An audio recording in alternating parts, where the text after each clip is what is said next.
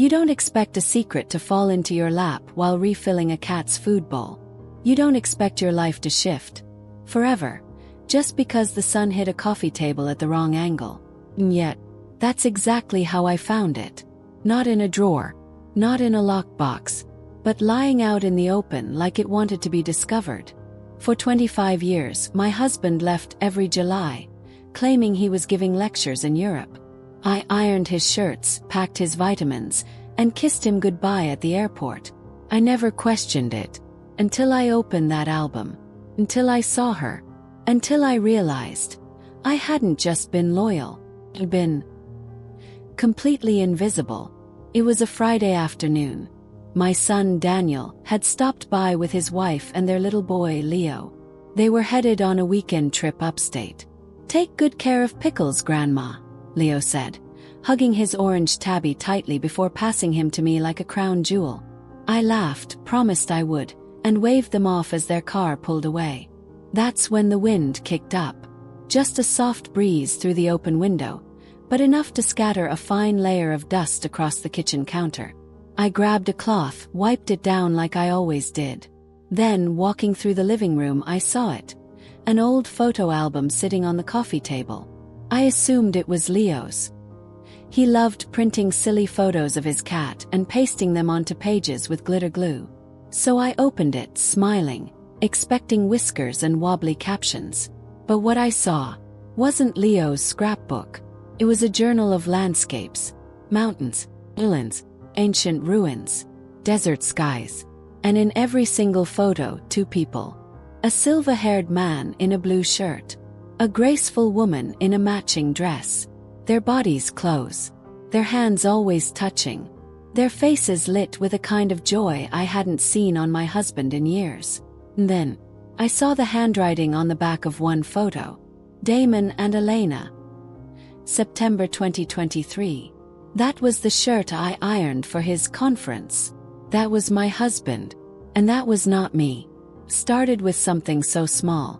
A gust of wind. A cat named Pickles. And a coffee table that had always been there. Steady, ordinary, unchanging. That Friday afternoon, my son Daniel and his wife dropped by to say goodbye before heading off on a weekend trip with their son Leo. They were all smiles and snacks in the backseat, the kind of family scene you'd expect to see in a car commercial. Just as they were getting ready to leave, Leo ran back inside, clutching his orange tabby like it was a treasure. "Grandma, promise me you'll take care of Pickles. He doesn't like being alone." I smiled, stroked his hair and told him, "You just go have fun. I've got everything under control." After they drove off, I went through the motions, refilled the water bowl, fluffed his blanket, scooped the litter box. The kind of quiet, simple care that motherhood had trained me to do in my sleep. Then the wind pushed through the window, just enough to lift a fine layer of dust from the countertop. Instinctively, I grabbed a cloth. I've always been the kind of woman who wipes things down without thinking. You spill, you clean, you move on. And then I saw it. Sitting on the coffee table, next to a stack of old magazines, was an album I hadn't seen before. At first, I thought it must belong to Leo. He liked printing silly photos of his cat and taping them onto paper with glitter glue. I smiled and opened the first page, expecting paw prints and scribbled captions in crayon. But the smile disappeared quickly. It wasn't Leo's. It wasn't about Pickles. It wasn't about me. It was photo after photo of two people, traveling, smiling, holding hands in landscapes I'd only ever dreamed of visiting. A man with silver hair. A woman in a cobalt blue dress. And in every photo they looked whole, like nothing else existed in the world but them and the place they stood in. I recognized that man. Not just from his face, but from the way he held her. From the way he used to hold me. It was Thomas, my husband of 40 years. And the woman, she wasn't me. I turned the album over, and on the back of one photo, in handwriting I knew by heart, it said, "Thomas and Elena. September 2023. The date was just a few months ago. The same time he said he was at a medical conference in Zurich. I remember that trip. I ironed his shirts, packed his supplements, reminded him to take his heart meds. I even double-checked the flight confirmation for him. Turns out he was flying straight into someone else's arms. Sometimes, what unravels everything isn't a betrayal screamed from the rooftops. It's a quiet truth waiting on a coffee table. The kind of truth that only shows itself when you're finally ready to stop ignoring the dust. As I sat there, the album still open in my lap, one question began to rise louder than the rest. How long had this been going on? I didn't know it yet, but I was about to turn the page on not just the album, but on my entire life. Page after page, the weight of each photograph grew heavier, and not just metaphorically. The album was thick, dense with years, locations, and memories I'd never been told about. Switzerland, Greece, Patagonia, Kyoto in cherry blossom season, the dunes of Morocco, the highlands of Scotland. And in every single shot, Thomas and Elena, arms around each other, laughing, sometimes holding hands, sometimes not, but always together. Each photo had a date written on the back. Like clockwork, one trip a year, always in July or September. And just like that, a 25-year timeline unfolded before me. A secret calendar that had existed alongside our life, hidden in plain sight. I remember thinking, that's longer than most marriages last. Longer than some people get to raise their children. One photo in particular stopped me. It showed the two of them standing in front of a waterfall in Iceland, mist curling around their bodies like smoke, their faces lit up like they'd discovered something sacred. On the back, if we stand in the snow together, we've already grown old side by side. Thomas and Elena, November 2005. The ink had faded a little, but the message hadn't. It hit me like a second betrayal. Not only had he been unfaithful in body, he'd been unfaithful in spirit. He had loved her, long before I ever thought I had something to protect. That winter in 2005 I had pneumonia.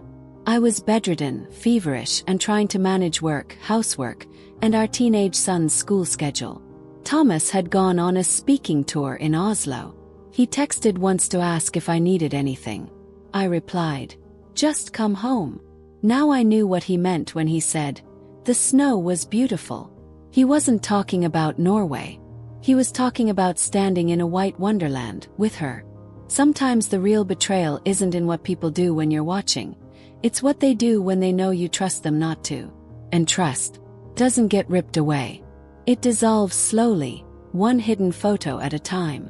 As I closed the album, my hands were trembling so badly, I nearly dropped it. Not because of rage, but because something in me had shifted. The foundation of my life had just been proven false. I thought of confronting him. I even picked up my phone. But my fingers wouldn't move. For 25 years I thought I was his home. But now I wasn't even sure I'd ever been his destination. That night I didn't scream. I didn't throw the album at him. I didn't even mention it. Not right away. Instead I cooked dinner like I always did. I set the table, just like I had every evening for 40 years. I folded his napkin in the way he liked. Because for a moment, I didn't know who I was without those small routines. When Thomas walked through the door, carrying the faint scent of cologne and confidence, he greeted me like nothing had changed. Because for him nothing had. And that was the first sign that something inside me had. As we sat down to eat, I realized I couldn't swallow. It wasn't the food. It was the weight of everything I'd held back for decades. All the things I'd forgiven. All the times I'd convinced myself this is just how marriage is. The next morning I didn't make coffee. I didn't pick up his dry cleaning. And when I saw his laundry basket, overflowing at the foot of the bed, I walked past it. That may not sound like much. But for a woman like me, who spent 40 years smoothing shirts and smoothing over feelings, it was the loudest protest I had ever made. And Thomas noticed. He started asking small questions. "You okay? Rough night? Did something happen with Daniel?" But I gave him the same answer he'd given me for years. Smile.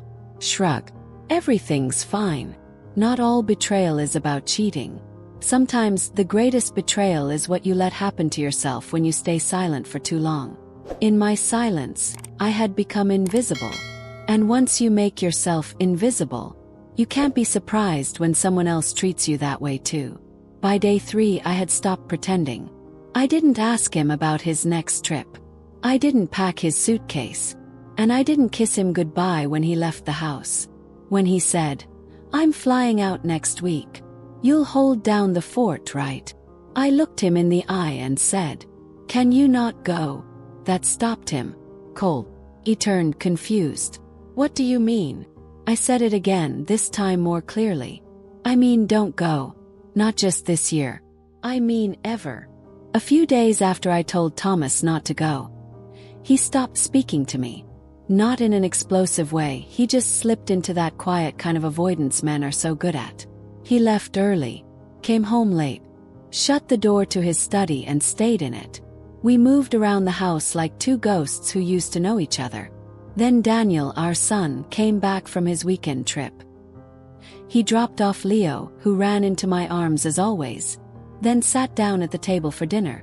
I had only set one plate, mine. Daniel glanced around and frowned. "Where's Dad?" I didn't answer.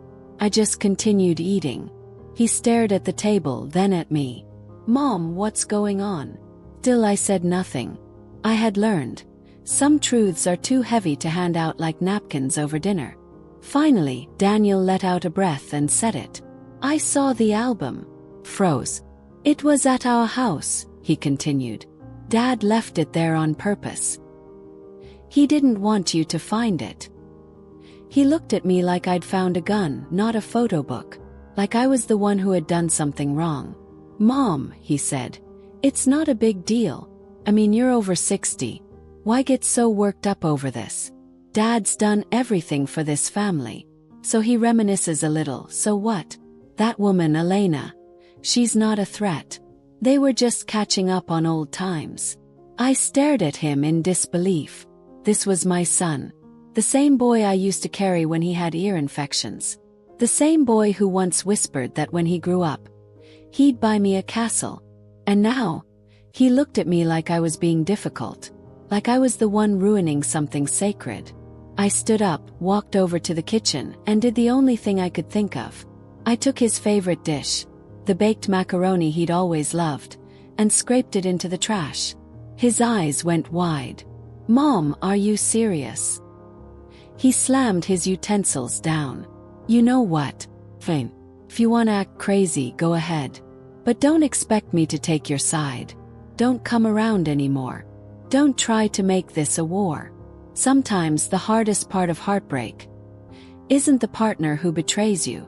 It's the child who defends them. Because you realize, no matter how much love you gave, some people only see what's loudest. And I had been quiet too long. That night, I sat alone on the porch, listening to the cicadas in the dark. And I thought about every PTA meeting I had attended, every fever I'd stayed up through, every Halloween costume I'd hand-sewn by flashlight.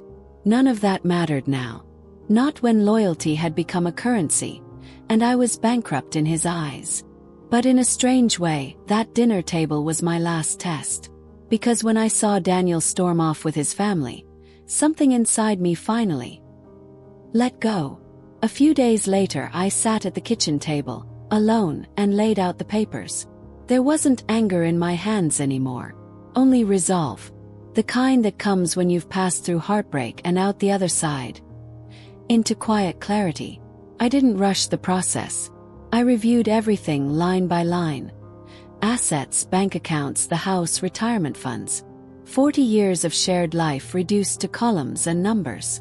And in a strange way, it was comforting. I had been an accountant once, before I became a full-time mother. Numbers at least made sense. They didn't lie. They didn't kiss someone else under waterfalls in Iceland. I didn't even tell Thomas right away. I simply signed the papers, left them on his desk, and began packing.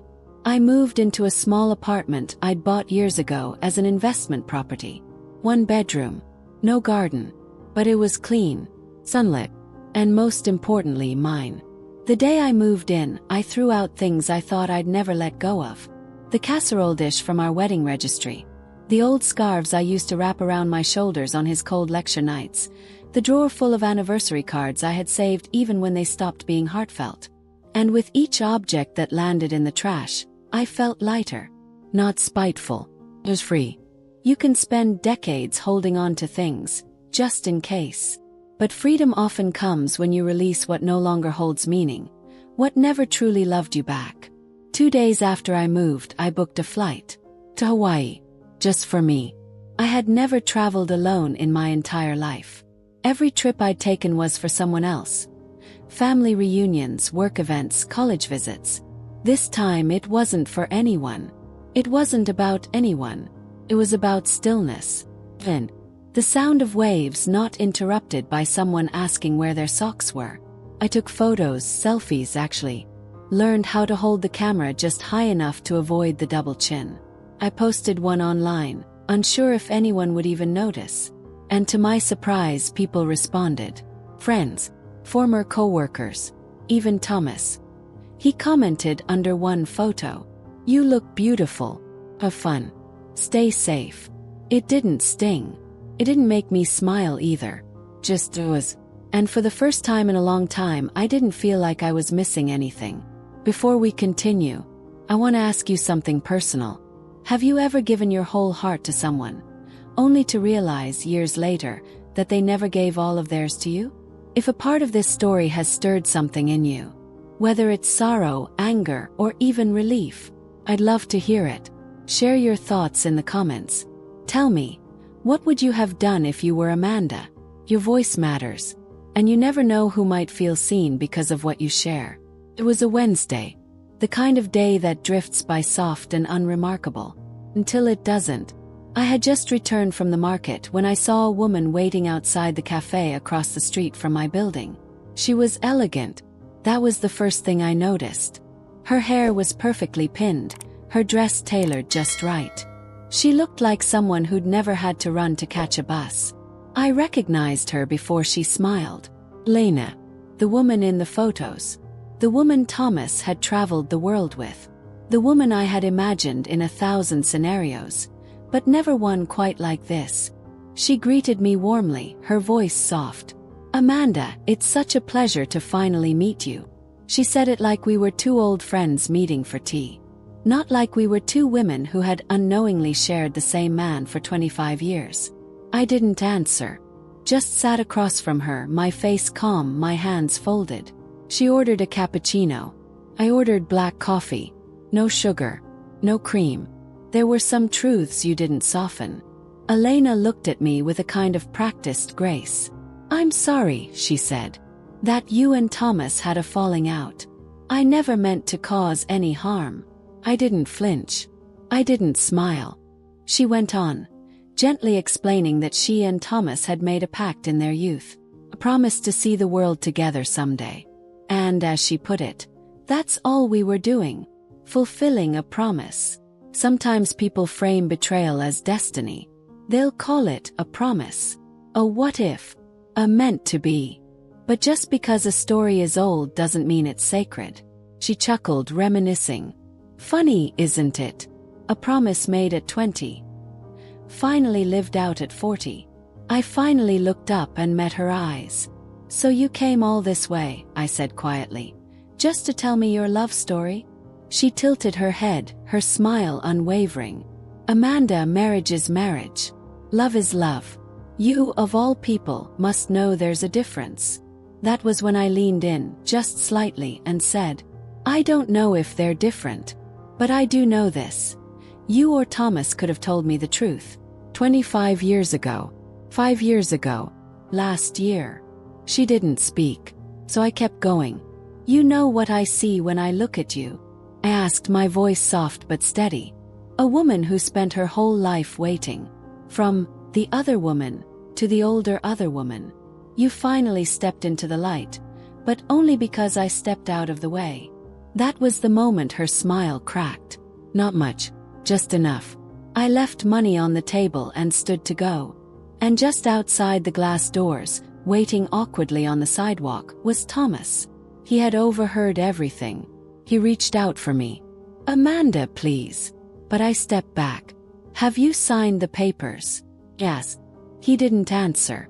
And for the first time in decades he looked small, like the boy who once let the love of his life go, then built a new life, only to betray that one too. A week later my phone buzzed with a message from Daniel. No apology. No how are you, just a link. I tapped it and there it was. A family photo, freshly posted to social media. Thomas stood at the center, his arm around Elena. Leo sat smiling between them, holding her hand. The caption read, "My father is my role model. After half a lifetime, true love still found its way home." The comments were glowing. What a beautiful story. True love always finds a way. Saw them in Paris last year. They looked like newlyweds. Photo after photo emerged. Strangers, old classmates, colleagues, posting sightings of Thomas and Elena in Italy, Iceland, Argentina, Singapore. The love story people didn't know they were witnessing now became legend. There was just one problem. They weren't long-lost lovers.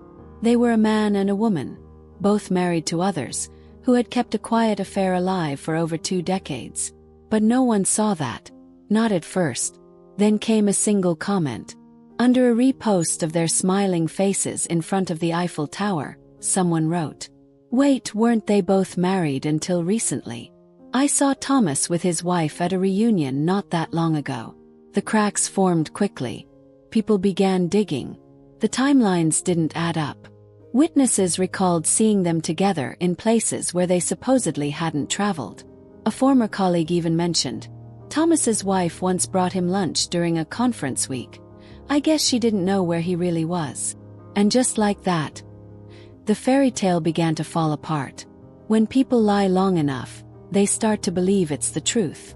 But the internet has a funny way of remembering what people try hardest to forget. By the end of the week, the comments had turned. A 25-year affair doesn't sound like true love. It sounds like a calculated betrayal. First love is romantic when you're 20. When you're 60 and still lying. That's just sad. Even the caption Daniel had proudly posted became a punchline. He deleted the post quietly. But not before screenshots made their rounds. The public, once enchanted by their reunion, now saw through the soft lighting and poetic quotes. What they saw was 2 adults who had never learned how to live with integrity, only how to hide. Thomas didn't say a word to me during this entire storm, but Monica did. She arrived one afternoon with Leo, a hesitant smile on her face. "Amanda," she said gently, "I think Thomas could use someone who tells him the truth, because no one around him is doing that anymore." When Monica said Thomas could use someone who tells him the truth, I didn't answer right away. I just nodded politely, thanked her for the fruit basket she'd brought, and walked her and Leo back to the elevator. But that night I couldn't sleep. It wasn't guilt. It was a kind of restless stillness, a quiet ache that had nowhere to go. 2 days later Daniel called. His voice sounded different, flattened, uncertain. "Mom," he said, "Dad collapsed. He's in the hospital." It was after a fight with Elena. And now, he hesitated. He can't remember things. At least not clearly. The doctors think it might be early onset Alzheimer's. They're running tests. I didn't say anything. Just listened as he fumbled through his grief, as if waiting for me to rescue him from the guilt he now carried. Later that afternoon I went to the hospital. Not for Thomas. Not for Daniel. But for myself. For the version of me that had once loved him enough to feel this visit was necessary. When I entered the room, Thomas looked up slowly. His face lit up, not with recognition but with something gentler. Relief. "Amanda," he whispered. "You came." He reached out a shaking hand. His grip had once been firm. Now it felt like parchment and memory. "You're learning piano, right?" he said. "Daniel told me. If I get better, will you play for me sometime?" I didn't answer. He coughed hard, and his body curled in on itself, small and worn. I keep seeing you in the house," he said. "Like you never left.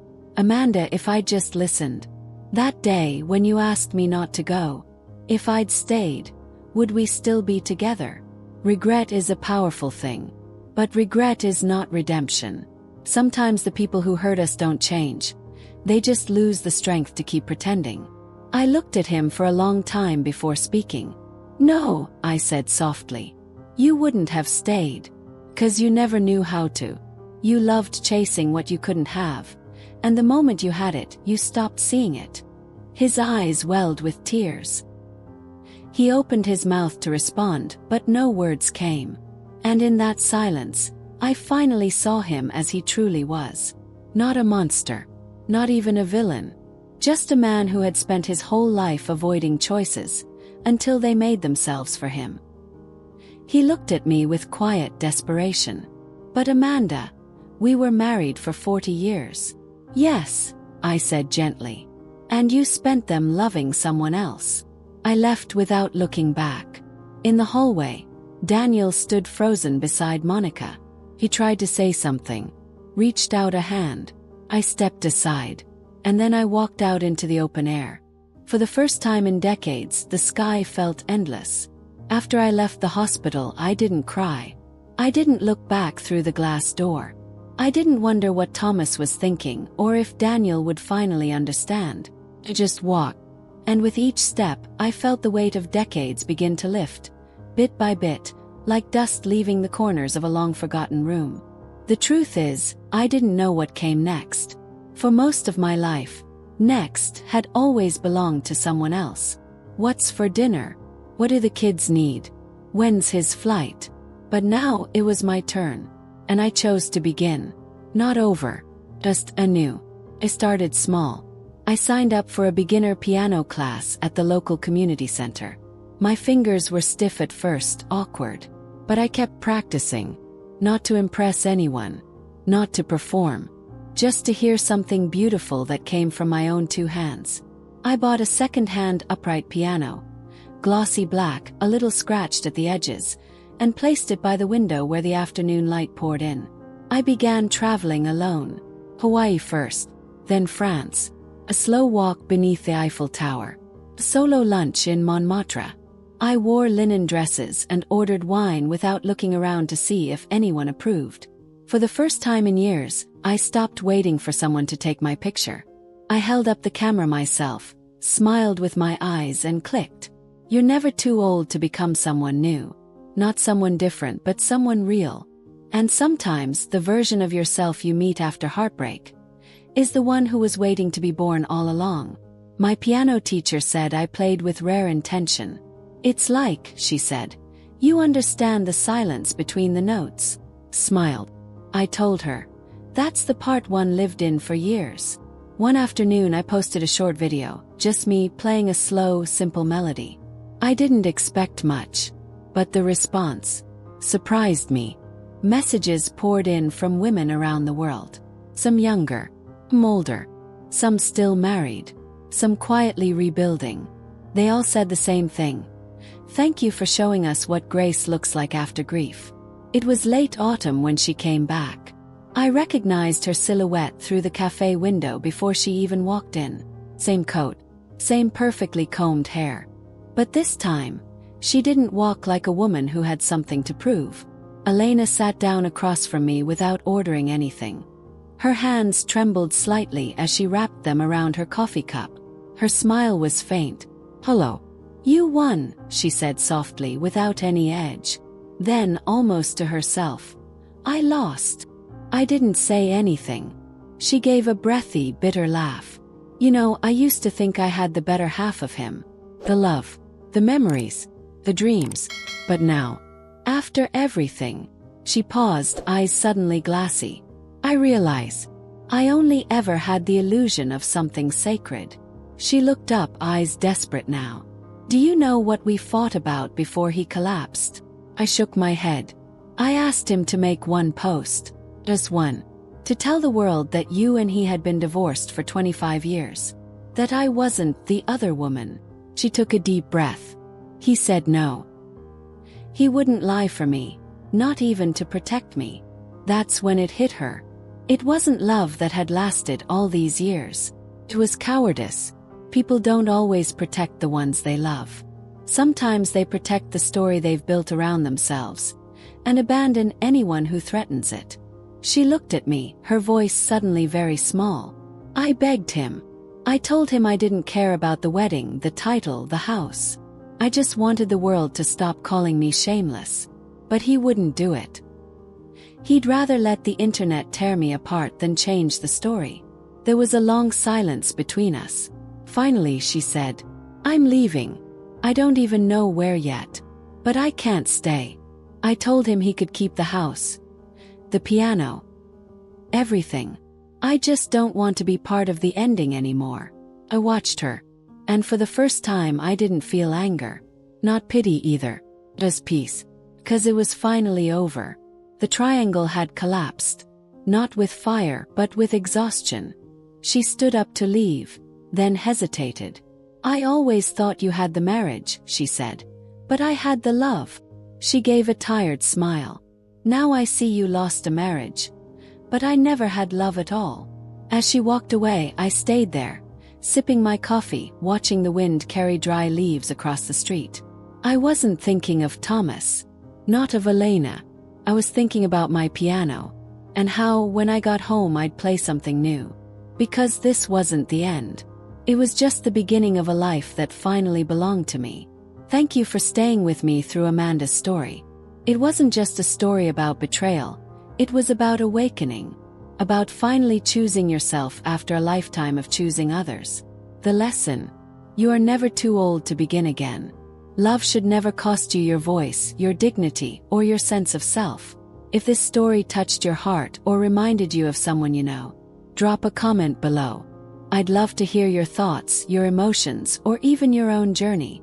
Your words could mean everything to someone else reading them.